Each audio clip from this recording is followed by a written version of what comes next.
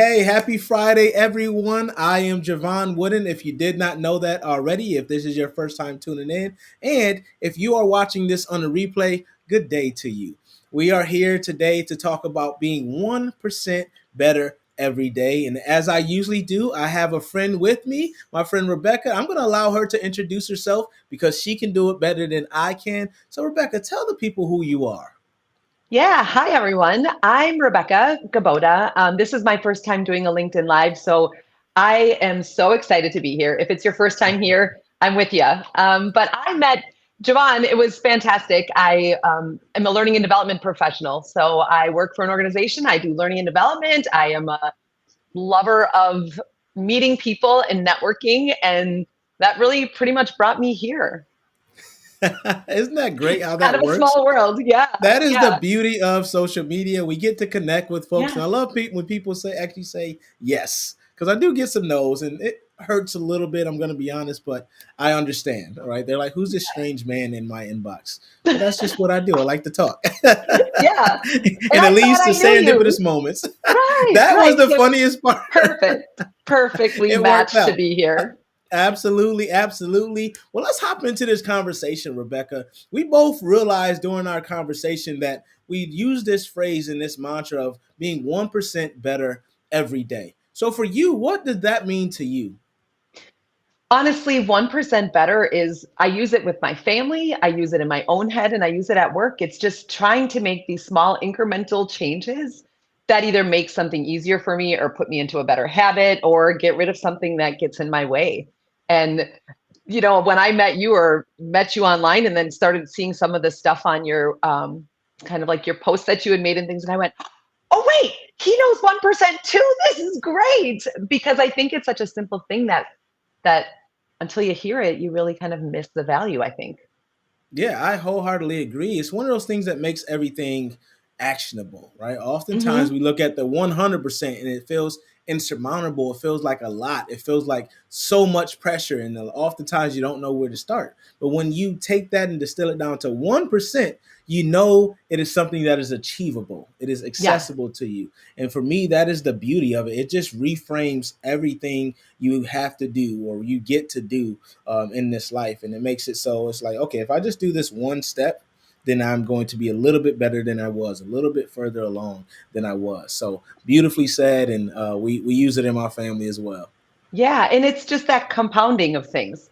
It's not the whole thing, like you mentioned, it's just one little thing. And after time, it just compounds. And then it seems so much more natural to do that thing that you can add one more to that again. And that layering is really what shows that benefit in the end. And it's pretty impressive when you think about it. If you take the time to look back and say, oh, I changed that one little thing back months ago. And now I don't even think about that change thing because it's just normal for me. And now I can, take that next level up. So it's a lot of fun. Yeah, Yeah. absolutely. And you mentioned the word change. So now we have to talk a little bit about change, right? So a lot of organizations go through change, and the fact that they try to go 0 to 100 gets a lot of them in trouble. So, from your industry experience, from your time as an L&D organizational development professional, how do you apply that 1% better principle to your daily work? Well, in a number of ways. Sometimes I don't really even think I do it formally that I'm using those terms, but I'm just asking people to say, look at that process. What's one thing you can eliminate? Or, what's a piece you can delegate to somebody? When we think about change, I'm always like, all right, if you're anticipating this going a certain way, what's one little thing that you can do to help change that trajectory of that change? One of the things that I keep falling back on whenever I think of this idea, whether it's change, whether it's the 1%. Have you read the book Atomic Habits by James Yes, Clear? James Clear. Yep. Yeah. So that's the first time I had heard this with that whole, the whole cycling concept. So for those of you who don't know that book, just a short bit about it, but there's a story he tells in this book about like the British cycling team. Do you mind if I go here, Javon, for Oh, a minute? please. Hey, let's Okay. go. So, Let's yeah, go. We're in for the ride. it's so intriguing to me, but I think about when we try to make these big change efforts and we're like trying to make these big things. Well, he simplifies it to say this British cycling team was terrible. Okay, it was like 2003, early 2000s. They were terrible, never won anything. They were, losing all the races, not even coming close. Where there were certain teams that would sponsor cyclists that ended up saying, we're not even going to sell clothes, sell stuff to these people because they're just terrible and we don't want our name on their stuff. It was that bad. And they hired this person to come in, this Dave Brailsford, I think it was like Brailsford, but they hired him to come in and help this cycling team get better. And he started to look at places where it was kind of like the looking for marginal gains. So kind of that 1%, those marginal gains. And he did everything from the pillows they sleep on to the massage gel they use to the shorts that they wore to help the heat for their muscle strength and all these tiny little incremental things that he did with these cyclists. And within 5 years, they were winning the Tour de France. They were winning all of these competitions. And it wasn't because he got them all together and said, we're changing the way we're training. We're changing. It wasn't. It was look at all these little elements. And if everybody does their part to change this little thing, it's going to be this big impact in the end. And so I always think about that with our teams. And when I'm leading sessions at work, I'm like, you are a factor. Whether you think you are or not, you are. So improve your communication by 1%. What would that look like? Slim down your meetings by this percent. What would that look like? So I just kind of keep that cycling story in the back of my mind. Like, how can I get a better Yes. pillow? You know? I love it. No, that's the thing. It's like the things we just feel are insignificant. That's Mm-hmm. where the biggest difference is made. And this is something I often, when I'm talking to leaders, that's the thing that they often forget. So a lot of us are so focused on the macro. We're like this big thing. We're thinking strategically or whatever we want to call it, but Yeah. we're missing the point, right? We're Yeah. missing the foundation of it all. And that's why another reason why we have to kind of get back to that, what they call first principle thinking. That's how I look at the Mm. 1% better every day. That first principle thinking. What is the simplest, most basic element we need to understand here? And that's how Mm-hmm. this is what I use to do that. It's like, okay, I see this big picture. What is the smallest thing? What is the minimum viable action I can take, right, to make Mm-hmm. sure I'm moving a little bit forward? So I love that you Mm-hmm. talked about changing a pillow and all this and bringing that story. I forgot about that story. So thank you Yeah. for bringing it back to me, Rebecca. Yeah, it's so good. And he talks too, like, that it's just the way that it's not like you're rising to the level of your goals. He says something like, you're falling to the level of your system. So if your Yes, systems are bad, it doesn't matter what your goals are. You have to look kind of at those little details like you just talked about. And I really think that if you get people to start even like hearing the term, 1% just sticks. I mean, that's the difference between water and boiling water. It's 1 degree. It's one little absolutely. tiny thing. And it's like that does make a big difference. And I love that it's something that we're sharing with people today. How profound is that though? It's like when you think about the fact that all many of us are trained. We're binary. We're 0 1, all or Hmm. nothing. Hmm. But there's Oh, so much in between, yeah. right? Yeah. I was like, So yeah, much in wait, there's between. more. Yeah, that's what I'm saying. There's so much in Hmm. between that we forget about that. And I think that this is why it's important to kind of reframe our thinking around this 1% better everyday concept. Because if we just say all or nothing, that's how we fall into, New Year's resolutions. We know 2026 is right around the corner. People are like all or nothing, right? I need to do Hmm. 100%.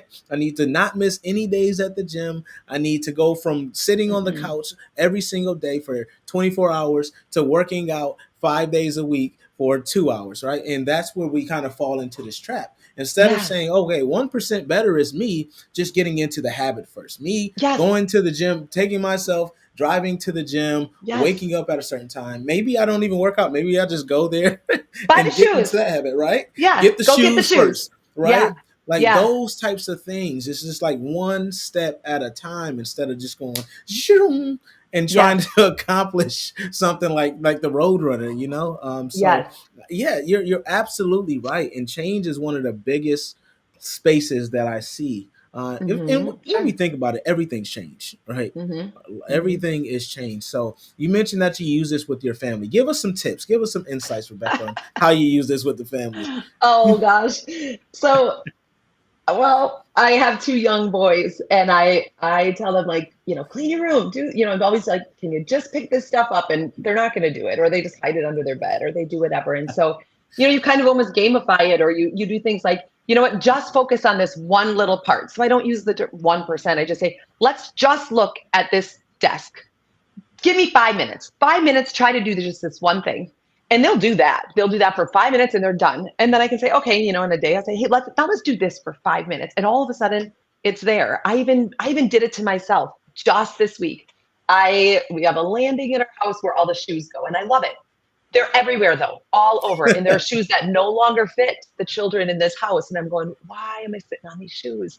And so I told myself, every single week, you are going to commit 20 minutes.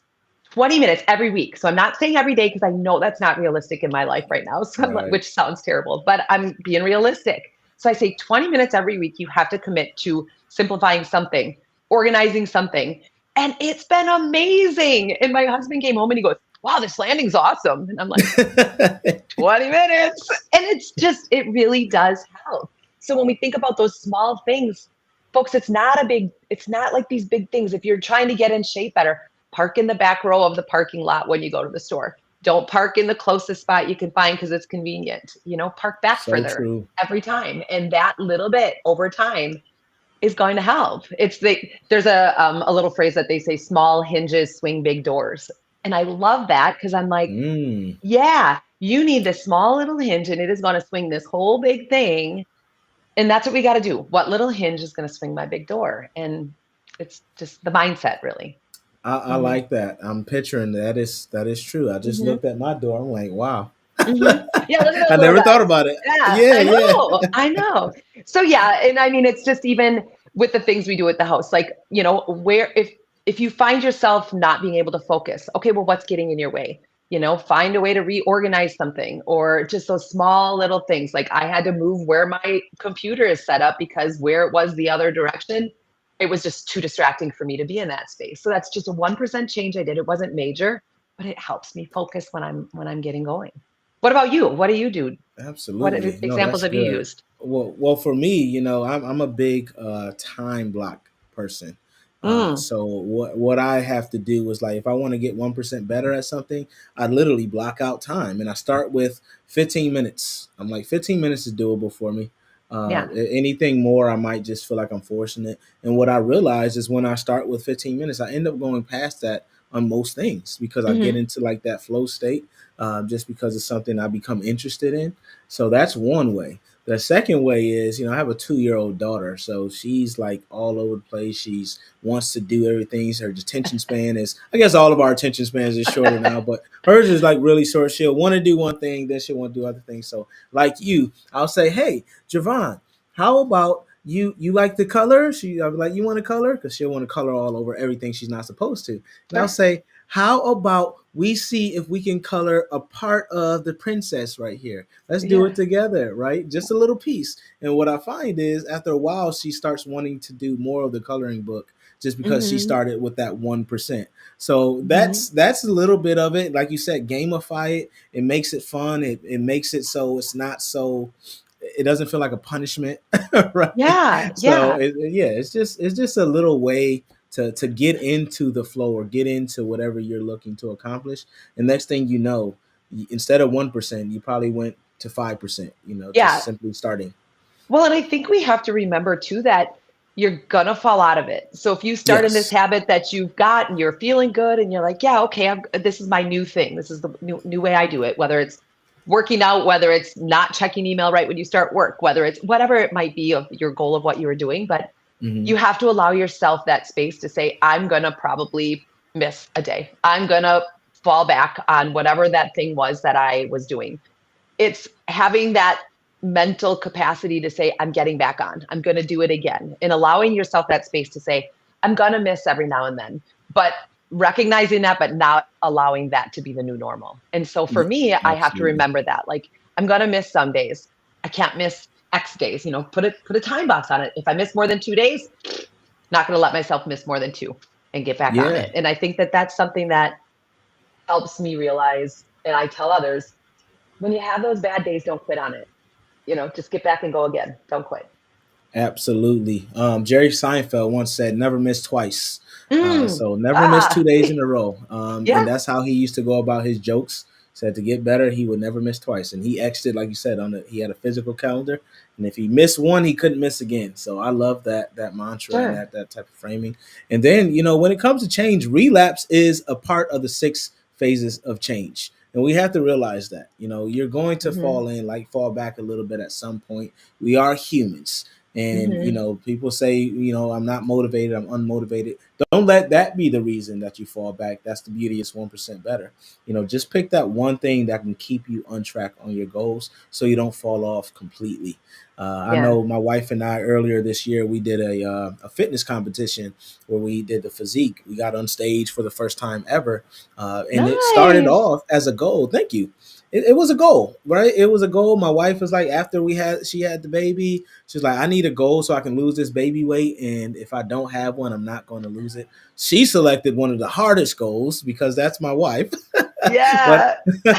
but I had to go along for the ride because how hard would it have been if she was doing that and I was just sitting there eating a bag of Cheetos, Yeah. you know? Yeah. So I'm yeah, yeah, so yeah. so if you I'm can have so someone glad you else went being there. 1%, yeah, you have to. So right, Yeah. so let's go. I know you have something on that, Rebecca. No, as soon as you said that, because I'm like, how do you stay successful? And Yeah. you were talking about it. You need to find those people that are gonna help you be successful. You talk about what your goal is, find that network or find others to do it with you. And Hmm. I think that when you they're always important, that network of people to be speaking your same language and helping to support you and believing in you and your goals. But I think they're elevated in importance when you fall off of it because they're the ones you're going to feel accountable to get back on, or they're the ones that are going to Yes. put you into it like it's okay, keep going. And so, yeah, we can do things in isolation, certainly, but it's that motivation, it's that sense of accomplishment that can become just more embedded in many cases if you've got others around you to do it, and it pushes you. I mean, you just said you may not have done it if you wouldn't have had that push. Absolutely, Hmm. 100%. And I tell everyone there, I'm a coach, and a lot of people are like, "What's the benefit of a coach?" I say, "Well, if you think about any athlete in history that you know the name of, they all had coaches throughout Hmm. their whole time. Why? Because of one, the biggest thing is accountability. Yes. Accountability is the largest thing, and someone who can see things you can't see. When we're in it, we don't know where to go left or right. But if you have someone who has that bird's eye view, they could be like, "Oh, the door's over here." Yeah. And that's the beauty of taking the journey and not trying to go at it alone. I've done Hmm. a lot of things where I'm like, man, if I would have just told somebody about this thing, it would have been a lot easier. Or if I Hmm. asked for help, it would have been Yeah. a lot easier. That's Hmm. one of the things I had to learn to do as I try to become better at certain things. Is like ask people, Hmm. not be afraid to be like, hey, I saw you do this thing. Can you help me become great at that? Yeah. Those Yeah. types of things. So I love that you're talking about it. And we have to understand that success is not meant to be a lonely journey. That's why I hate the saying it's lonely at the top. It shouldn't be. It Mm-mm. shouldn't be, Mm-mm. right? There's No. room for all of No. us up there. Yeah. Yeah. But people have to have that self motivation to do it because Yes. people aren't going to come and walk to you necessarily. You have to take that opportunity to look for yourself. We talk a lot about like that ownership piece. Don't expect Hmm. somebody to hand you everything. There is like, oh, the door is always open for everybody. It's like, are you walking through them? Are you finding the ones to go and put yourself in that area? You can't just expect things to fall right for you. Like sometimes they do, Yeah. and that's great, but you've got to also make your own path. I've Yeah. been Yeah. there's another thing I can't think of, sorry, but um, but they said something like, people complain about, oh, I don't have a seat at the table. I can't have the conversation. And they say, well, then make your own table. Have your own table and have them come to you and share that same message. And that's something that I've been really working to do is say, don't complain that you're not in the conversation. Don't complain that you didn't know this thing was happening. What did I do to get informed, or what did I do to find the information? And that seems to help too, is putting that ownership on yourself that you can do big things in, with increments. Yeah, absolutely. I bring this guy. They're probably tired of me hearing about him, but it's Jocko Willing talks about extreme Ah, ownership. extreme Yeah, ownership. extreme ownership. So that's one of my favorite principles because I'm like, hey, we always want to point the fingers on why we Yes. couldn't do anything and say, oh, this person did that, or I'm never in the room or all that. But yeah, like you said, what is your part that you play in this? Hmm. If you want Hmm. this thing, are you taking that action? Are you taking that one step, right, to becoming a little bit better? Are you learning that one thing to kind of understand how you can develop and get people in your sphere of influence? It's like it's as simple as that. It's a simple concept, but it's really hard to execute. And it's hard to execute because, like you just said, a lot of us just want things to come to us. And we think that if we do this one thing, that the floodgates are going to open for us. I wish that was the case, but for Yeah. many of us, for most of us, probably 99% of us, that is not the case, right? You're going to Hmm. have to do a little bit of other things. So you just got to build in contingencies, and like you said, gamify it a little bit. Hmm. Gamify. If you do this thing, all right, what other options are there now? There's two paths, we can take. So we have to understand that. Yeah. Yeah. I think it's all really, I don't know. It's simple. It's like so simple, but it's not always Hmm. easy. Like the concepts Yeah. are simple. When you hear it, you're like, yeah, that's a piece of cake. But when you're actually doing it, you've got to start. I think that's the other thing is, just taking action on it. You can think about things you want to change or things you want to do, or I should this or I should that. It's like, well, take one little step toward that thing, whatever it might be. So maybe it's, if you want to get in a better habit of eating healthy. Well, if you never have healthy food in your fridge, it's going to be really hard to eat healthy. So your 1% could be when you're in the grocery store, put a vegetable in your cart every single time you're at the store, whatever it might be. Yes. That could be your 1% of putting that one thing in your cart to get home. And then hopefully you stack that habit by eating it when you get it home. But, even if you don't at first, if you just buy it to know I have succeeded in buying this stuff, now I'm sick of spending money on something I'm not eating, maybe your next one will be to eat it. But, it's those little compounding things like we talked about earlier. Yeah, 100%. Yeah, and I love that. He said maybe the next step, hopefully he's eating. I Yeah, know. for sure. I know I Hey, wasted many vegetables in my lifetime. yeah. It's going bad, but no, that's good. We're winding down here. What Hmm. are some like actionable steps? Like if you had to tell someone, they're like, Rebecca, I would love to incorporate this 1% principle, but for some reason, I just in my mind, I have this block that makes me think I just have to do it all. I have to go 100%, or else I'm a failure. What would you say to someone who has that type of mindset? Not true. Flat out, that is not true. No, that's a good question. It's a good question because it's different for everyone. Everybody's got their own story and everybody's got their different thing they want to work on. So I would say just really staying focused on the small increment and celebrating the small incremental wins. Like, know what your big end goal is, know what that North Star is, but don't let that be the what you're focusing on. Try to break that down and focus on those small little increments that you can do with minimal effort and with, and in minimal effort, meaning not that it's not going to be hard, but that you can do it if you put your mind to it. And find that support group, find somebody you're going to tell about it, find some way to keep yourself accountable. Maybe it's a reminder on your phone, because if it's just getting those reminders, that's the other thing. If you continue to hear it or see it, you'll eventually most likely start doing it. So if you're not Yes. ready yet, write it on a sticky note. Write that thing you want to do on a sticky note, stick it on your mirror. Every morning when you're brushing your teeth, just look at it. You don't have to do it, just look at it. And you know what? Every day when you look at that thing, it's very likely that eventually you're going to take action. Maybe your action is going to be you start doing it, or maybe your action is going to be like, nope, and you don't start doing that. But you know what? Then that wasn't right. Then try something new. And just that repetitive kind of seeing and believing. And it's a mindset. At the end of the Yes, it day, is. it's a mindset. And you've got to find some way to surround yourself with people with that positive growth mindset that you're looking to have. And that's, I feel that it's very hard to start if you don't have that.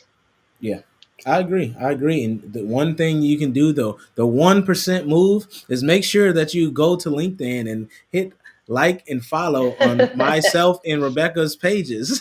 All right. So you Yours can get for all this cool sure. content. Yours for sure. If you are not following this person right here, you have got to do that because just from our interaction, and I think about that too. So we didn't know each other. You had reached out on LinkedIn and said, hey, I'd like to connect. And I had just been at a conference, folks, and I had thought that he was somebody I'd met so fast in passing there. And I was like, oh, well, they reached out because they looked at my name tag. So I was like, oh, they're reaching out.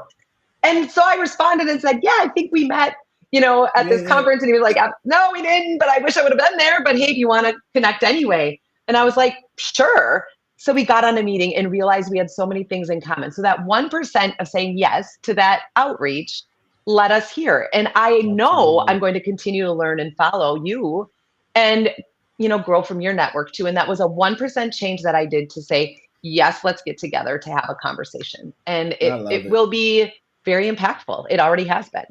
Yes, Hmm. indeed. Yes, you see what happens when you just focus on 1% better every day. Hmm. So, no, thank you so much, Rebecca, for providing real insight and actionable stories, right, that we can apply, and just being here and bringing the Yeah. energy. I love the energy.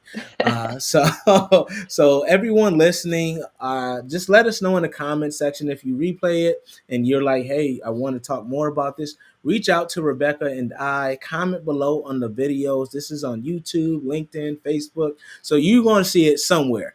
But just comment below. Don't hold it to yourself. Allow us to help you be 1% better every day. And until next time, I see you. Remember to keep ascending. See you soon. Bye, all.